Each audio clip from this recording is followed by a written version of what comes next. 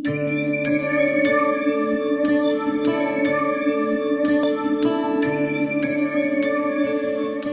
கொண்ட அம்மன் ஆன்மீக நேயர்களே வணக்கம்.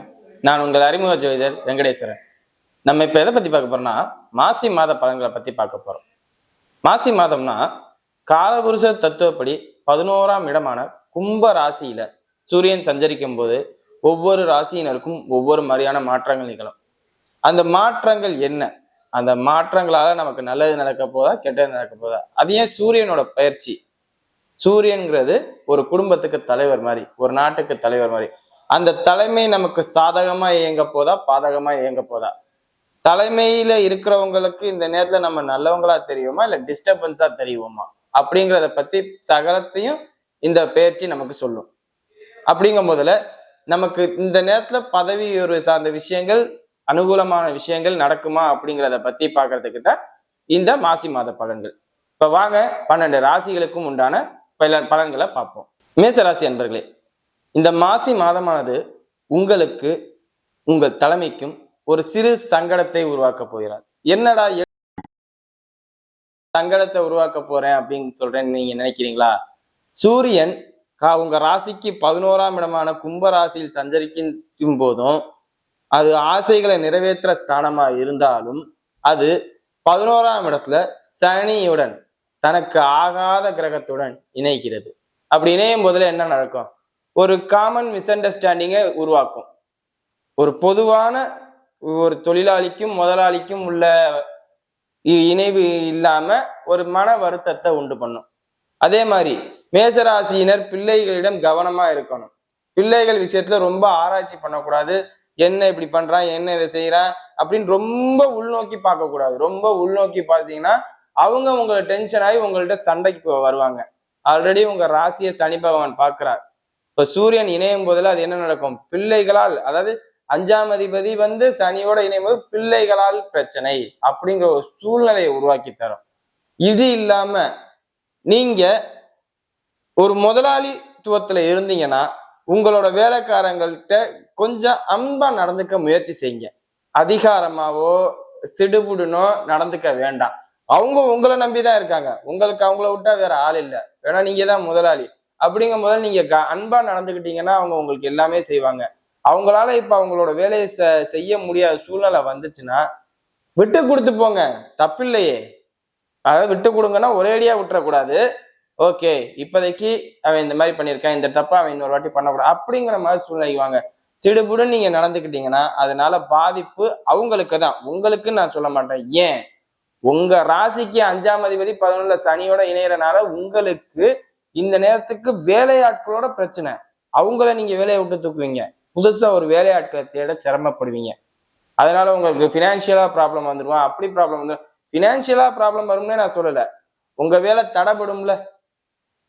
இந்த வேலையை இந்நேரம் வச்சுதான் செய்ய முடியும் அப்படிங்கும் போதுல அந்த வேலையை அந்நேரம் தூக்கிட்டோம்னா அப்படிங்கும் போது அங்கே தடைப்படுது இல்லை. அதுக்கு நம்ம அந்த வேலை நமக்கு ஓடிக்கிட்டே இருக்கணும், ரன்னிங்லேயே இருக்கணும் அப்படிங்கும் போதுல நம்ம கொஞ்சம் அனுசரிச்சுதான் போகணும். அது மட்டும் இல்லாம அரசு அதிகாரிகளா இருக்கிறவங்க, அரசு அதிகாரியா இருக்க மேசராசியினர் கொஞ்சம் கவனமா இருக்கணும். ஏன்னா சனியுடன், ஆட்சி பெற்ற சனியுடன் 11ஆம் இடத்துல இருக்கும் போதுல ஆசைகளை தூண்டி எதுலையாவது பிரச்சனையை மாட்டி விட்டோம். ஆசைகளை தூண்டும். இப்படி பண்ணி இந்த வேலையை பார்த்து இந்த மாதிரி வாங்கிக்கலாம் பணத்தை அப்படிங்கிற மாதிரிலாம் ஆசைகளை அதிகமா தூண்டும். இந்த தூண்டுதல்னால தவறுகள் நடக்கும். தவறுகளால உங்களை தான் பிடிப்பாங்க. ஏன்?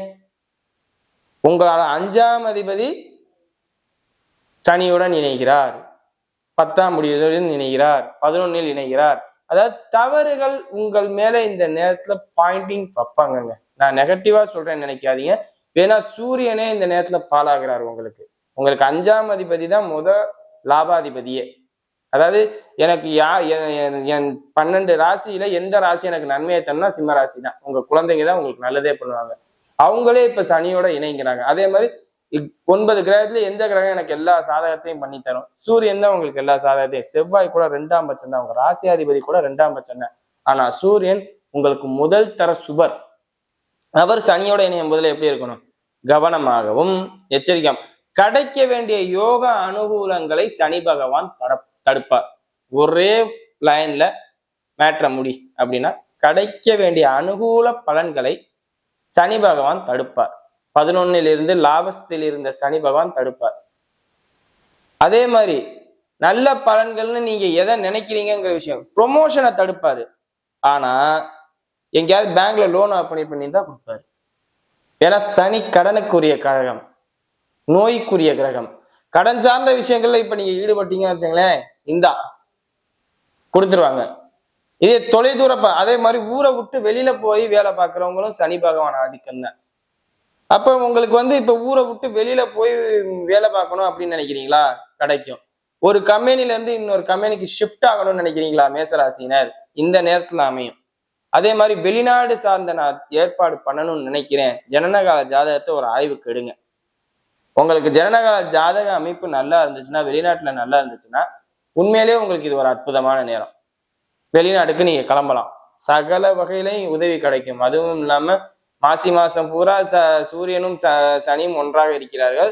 அதுக்கப்புறம் சூரியன் 12க்கு வருவார். அப்புறம் சனியும் 12க்கு வரும்போது 7 ஆரம்பிக்குது. அந்த நேரத்துல நீங்க வெளிநாட்டுல இருக்கிறதுனால இப்ப உங்களுக்கு வெளிநாட்டுக்கு இல்ல வெளியூருக்கு போய் வேலை பார்க்கறது, இந்த அமைப்பு உங்களுக்கு ஒரு அற்புதமான பலன்களை வரப்போற காலத்துல கொடுக்கும்.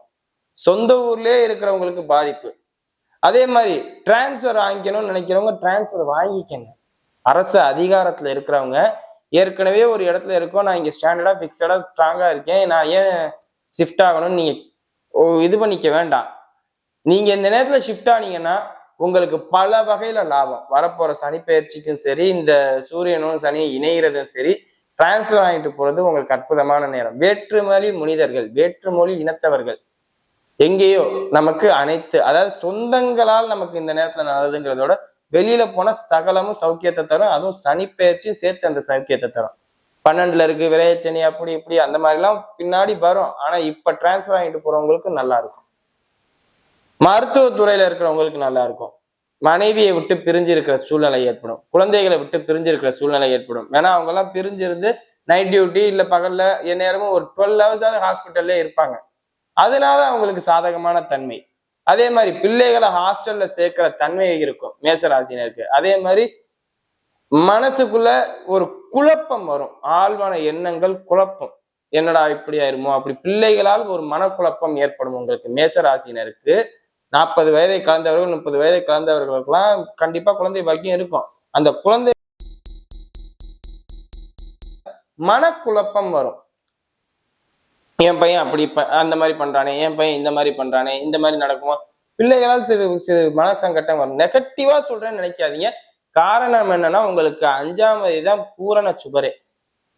அவர் இப்ப 11ல சனியோட இணையிற நாள் தான் இந்த இது. ஆழ்மன எண்ணங்கள் சனியோட இணையும், மனக்குழப்பங்கள், தேவையில்லாத டிப்ரெஷன், இதெல்லாம் நீங்க தான் முழு காரணமே. வெளியில இருந்து யாரும் பண்ண மாட்டாங்க, நீங்களே உங்களை சிரமப்படுத்திக்குவீங்க. ஏன்? செவ்வாய் வக்ரமா இருக்கு, உங்க ராசியாதிபதி வக்ரமா இருக்கிறதுனால நீங்களே உங்களை வருத்திக்கிற தன்மை. எதுவும் ஃபீல் பண்ணாதீங்க, டிஸ்டர்ப் பண்ணாதீங்க. ஓரளவுக்கு மனசு குழப்பமா இருக்கா, ஃப்ரீயா ஒரு வாக் போயிட்டு வாங்க, ஜாலியா இருங்க. அதுவும் இல்லாம மாசி 17க்கு அப்புறம் செவ்வாய் வக்ர நிவர்த்தி அடியார மாசி 12க்கு அப்புறம். அப்ப மாசி 12க்கு அப்புறம் தான் உங்களுக்கு எல்லாமே சாதகமான தன்மை முழுமையா அடையும் சொல்ல மாட்டேன், ஆனா பாதகமற்ற செயல்கள் நீங்கும். அதே மாதிரி ஏற்கனவே கடன் வாங்கியிருந்த மேசராசினர், நான் லோன் அப்ளை பண்றேன், இது எனக்கு கிடைக்குமான்னு கேட்டா கிடைக்கும். நான் ஏற்கனவே கடன் வாங்கியிருக்கேன், அது இப்ப என்னால அணைக்க முடியுமான்னு கேட்டா மாசி 15ஆம் தேதிக்கு அப்புறம் கிடைக்கும். அது ஏன் மாசி 15? ஏன்னா புதன் மீனராசியில நீச்சம் அடைகிறார், உச்ச சுக்கிரனோட இணைகிறார், ராகுவோட இணைகிறார். அப்படின்னா என்ன? 6ஆம் இடம் பாதிப்பு தன்மையை சற்று குறைக்கும். எப்படி குறைக்கும்? இப்ப ஆல்ரெடி 2 மாசம் 3 மாசம் பேங்க்ல லோன் வச்சு பெண்டிங் வச்சிருந்தீங்கன்னா அதை இப்ப அதை தீக்கிற மாதிரி பண சூழ்நிலை உங்களுக்கு, பொருளாதார சூழ்நிலை அமையும். உங்க கையில உள்ள ஒரு 10,000 ரூபாய் பணம் இருக்குன்னா அந்த 10,000 ரூபாய் வட்டி கட்டுற மாதிரி சூழ்நிலை அமையும். ஏற்கனவே கடனாளிகளாக இருந்தால் அந்த சூழ்நிலை இல்ல, நான் புதுசா வீடு கட்டலான்னு ஏற்பாடு பண்றேன், பேங்க்ல லோன் போடலாமா இல்ல வேற எதுவும் பர்சனல் லோன் நான் போட்டுக்கலாமான்னா அது இப்ப கிடைக்கும், பாதிப்பு இல்லை. அதே மாதிரி சொத்து சார்ந்த விஷயங்கள், நிலம் சார்ந்த விஷயங்கள், வண்டி வாகனம் சார்ந்த விஷயங்கள் எல்லாமே இப்போதைக்கு கைகூடுற தன்மையில இருக்கு. ஏற்கனவே கோர்ட்டு கேஸ் நிலுவையில இருந்தவங்களா இருந்தா இப்ப உங்களுக்கு ஒரு சாதகமான தன்மை. எப்ப? மாசி 12ஆம் தேதிக்கு அப்புறம் செவ்வாய் வக்ர நிவர்த்தி ஆகும் போதில, புதன் நீச்சமாகும் போதில, வேற எதுவும் இல்ல. அந்த அடிப்படையில கோர்ட்டு கேஸ் உங்களுக்கு சாதகமான தீர்ப்பு வர்ற நேரம் இது. அதே மாதிரி இளம் வயதினர் படிப்புல நல்லா இருக்கும். இளம் வயதினர் படிப்புனா என்ன? இந்த இன்ஜினியரிங், இந்த காலேஜ் ரிலேட்டடா போறவங்களுக்கு படிப்பு நல்லா இருக்கும். எப்பைக்கு அப்புறம்? மாசி 12க்கு அப்புறம். ஏன்னா செவ்வாய் வக்ர நிவர்த்தி அடைஞ்சு 9ஆம் இடத்தை பார்க்கிறாருங்கிறனால படிப்புல தேறி வருவீங்க. அதே மாதிரி குரு வந்து இப்ப வக்ர நிவர்த்தியும் அடைஞ்சிட்டாரு முடிஞ்ச. அப்படிங்கும் போதுல என்ன ஆகும்? படிப்புல உங்களுக்கு ஃபர்ஸ்ட் கிளாஸ் நேம் கிடைக்க போகுது. ஏற்கனவே நீங்க அரியரு, இந்த மாதிரி ஃபெயிலு, இந்த மாதிரி கேட்டகரியில இருந்தாலுமே இனமா அதுல பாதிப்பு வராது. எழுதி வச்சுக்கோங்க. எப்ப? குரு பெயர்ச்சி முடிஞ்சு செவ்வாய் நீச்சமாவே, உங்க ராசியாதிபதி நீச்சமாவே இருந்தாலும் மேற்படிப்பு படிக்கும் மாணவர்களுக்கு ஒரு அற்புதமான காலம் மேசராசினருக்கு. அப்ப இந்த மாசி மாசம் யாருக்கு அற்புதமா?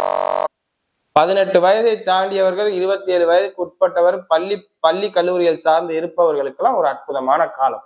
இவங்களுக்கு தான் 18ல இருந்து 27க்குள்ள இருக்கிற இந்த 9 வருஷத்துக்குள்ள இருக்கிறவங்களுக்கு ஒரு அற்புதமான காலம். நான் ஸ்கூல்ல படிக்கிறேன் சார், எனக்கு நல்லா இருக்குமான்னு கேட்டா, உங்களுக்கு புதன் நீச்சமாகிறார் 15ஆம் தேதிக்கு அப்புறம். முதல் 15ஆம் தேதி நல்லா இருக்கும், அடுத்த 15ஆம் தேதி பாதிப்பு தன்மையை ஏற்படுத்தும். அது நீங்க கவனமா பாத்துக்கணும். இது இல்லாம உங்க ராசி அதிபதியும் நீச்சமாவார். பாத்துக்கங்க. 18 வயசை தாண்டினவங்களால மேசராசினருக்கு செவ்வாய் நீச்சமாக பாதிக்காது. ஆனா இவங்களுக்கு குழந்தைகளுக்கு பாதிப்பு தன்மை நிகழும் படிப்புல. அது பாத்துக்கங்க. 40 வயதை கடந்தவர்களா இருக்கும் பட்சத்தில் உடல் சார்ந்த பிரச்சனைகள், தோல் சார்ந்த பிரச்சனைகள், அதே மாதிரி இஎன்டி சார்ந்த பிரச்சனைகள், அதே மாதிரி பேச்சுவார்த்தையிலலாம் ரொம்ப கவனமாகவும் எச்சரிக்கையாகவும் இருந்துக்கோங்க. இதெல்லாம் எப்பன்னா மாசி 17ஆம் தேதிக்கு அப்புறம் சுக்கிரன் வக்ரம் ஆகும் பொழுது உங்களோட பேச்சு சரியா இல்லையே அப்படிங்கிற ஒரு பேச்சு சரியா இல்லை, நீங்க பொய் சொல்றீங்க அப்படிங்கிற ஒரு சூழ்நிலை உங்களுக்கு அமைய போகுது. வார்த்தை வந்து அவர் நிலையான வார்த்தை பேச மாட்டேங்கிறாரு, நினைச்ச நேரம் நினைச்ச மாதிரி பேசுறாரு அப்படிங்கிற ஒரு தன்மை எப்ப வரப்போகுது? மார்ச் மாசம் 17ஆம் தேதி. மாசி 17ஆம் தேதிக்கு அப்புறம் சுக்கிரன் வக்ரம் ஆகிறார். அந்த வக்ரம் வந்து என்ன தரும்? நிலையற்ற பேச்சை தரும். அதே மாதிரி நண்பர் விஷயங்கள் இருக்கு. இப்ப வாங்க நட்சத்திர ரீதியான பலன்களை பார்ப்போம். அஸ்வினி நட்சத்திரக்காரர்கள், அஸ்வினி நட்சத்திரக்காரர்களுக்கு தான் நான் என்ன சொன்னேன், இந்த லோன் ரிலேட்டட் இஷ்யூஸ் வந்து பிரச்சனை இல்லாம போகும். ஆல்ரெடி லோன் வாங்கியிருக்கிறவங்களா இருந்தா லோன் இப்ப கிளியர் பண்ணிடுவீங்க. ஏற்கனவே நான் லோன் போடல, இப்ப நான் புதுசா லோன் போடலாங்கிற ஐடியால இருக்கேன், இது எனக்கு இதாகுமா அப்படின்னு கேட்டா சாங்ஷன் ஆயிரும். அதெல்லாம் ஒரு மற்றபடி வேற எதுவும் தடை தாமதம் இருக்குமாங்க ஐயா அப்படின்னு கேட்டீங்கன்னா எந்த தடையும் இருக்காது, தாமதம் இருக்காது. கைக்கு வர தன்மை ஏற்படும். இது வந்து எப்பன்னா மாசி மாசம் 17ஆம் தேதிக்கு அப்புறம், மார்ச் மாசம் ஆரம்பிச்சதுக்கு அப்புறம் அது நீங்க வந்து உங்க பணத்தை கெட்டியா பார்த்துக்கோங்க. காரர்கள் நீங்க தான் எச்சரிக்கையா இருக்கணும். ஏன்? மாசி 17க்கு பின் வக்ரமாகிறார் உங்க நட்சத்திராதிபதி. அப்படி வக்ரமாகும் போதுல என்ன நடக்கும்? இந்த பேச்சு தடுமாற்றம், சிந்தனை தடுமாற்றம், முக்கியமா வண்டி வாகனங்கள்ல நீங்க ரொம்ப எச்சரிக்கையா இருக்கணும். வண்டி வாகனங்கள்ல எச்சரிக்கையா இருங்க, கவனமா இது பண்ணுங்க. அந்த சொத்து ரிலேட்டட் ப்ராப்ளம் வந்துடும், அதுல எல்லாம் ஒரு குறையும் இல்லை. ஆனா வண்டி வாகனத்துல கவனமா இருக்கணும், பேச்சு தடுமாற்றம் இருக்கக்கூடாது. நண்பர்கள் உதவிக்கு வரமாட்டாங்க, கேட்ட நேரத்துல உதவிக்கு வரமாட்டாங்க. அதனால எதிலும் கவனம். இவங்க இருக்காங்க அப்படின்னு சொல்லி எந்த ஒரு விஷயத்திலையும் ஈடுபற்ற வேண்டாம். இந்நாள் எனக்கு சப்போர்ட் இருக்கு அதனால நான் எதையும் செய்வேன் அப்படின்ட்டு எதுவும் பண்ண வேண்டாம். சரியா? கார்த்திகை நட்சத்திரக்காரர்கள், பிள்ளைகள் விஷயத்தில் பூத கண்ணாடி ஆராய்ச்சி வேண்டாம். அவங்க என்ன பண்றாங்க, என்ன செய்யறாங்க, ரொம்ப ஃபோக்கஸ் பண்ணி பார்க்கவே வேண்டாம். அவங்களுக்கு அவங்கள பார்த்துக்க தெரியும். இல்லாட்டி அவங்களோட நீங்க சண்டை போட தயாராகிக்கங்க, வேற எதுவும் இல்லை. அவங்க உங்கள்கிட்ட சண்டை போடுவாங்க, நீங்க அவங்கள்ட்ட சண்டை போடுவீங்க, வேற எதுவும் இல்லை. மற்றபடி நெகட்டிவா நடக்குமானா நெகட்டிவாலாம் நடக்காது. சின்ன சின்ன மிஸ் அண்டர்ஸ்டாண்டிங், மனக்குழப்பம், அதுக்கு எல்லாத்துக்கும் காரணம் உங்களுக்கு மனக்குழப்பம். நீங்க மட்டும் கார்த்திகை நட்சத்திரக்காரர்கள் மட்டும் மெடிடேஷன் பண்ணுங்க. மேசராசினரா இருந்தா வீடியோ இப்பதான் ஃபர்ஸ்ட் டைம் பாக்குறதா இருந்தா சப்ஸ்கிரைப் பண்ணுங்க, லைக் பண்ணுங்க, ஷேர் பண்ணுங்க, சப்ஸ்கிரைப் பண்ணுங்க. வேற எதுவும் ஜோதிட ஆலோசனை இருந்தால் கீழே உள்ள நம்பருக்கு கால் பண்ணுங்க. நன்றி.